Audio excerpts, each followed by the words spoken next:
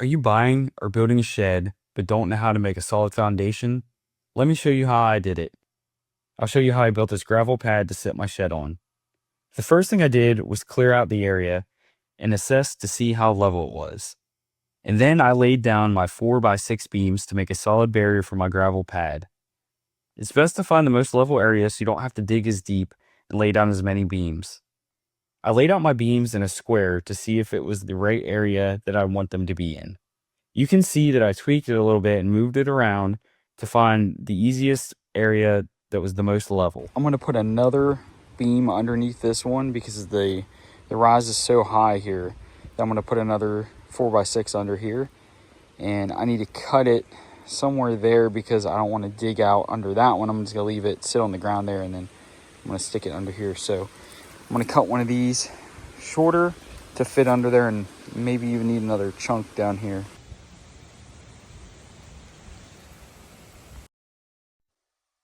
Next, I started stacking the beams in the back. This was the lowest area of my whole setup, so I made sure to get a solid foundation, then stack the beams, making sure they were level. Once I knew everything was level, I started adding the side beams.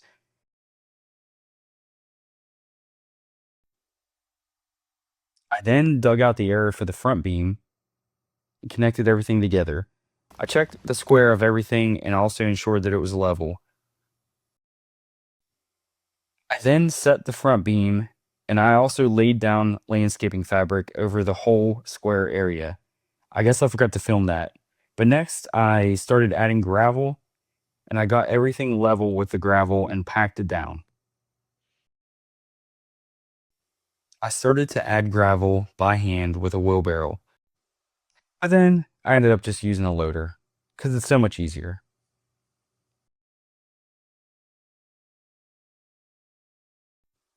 I continued to fill up everything and get it all level, pack it down, and now I was ready to set the foundation of the shed. In the next video, we'll build the floor of the shed.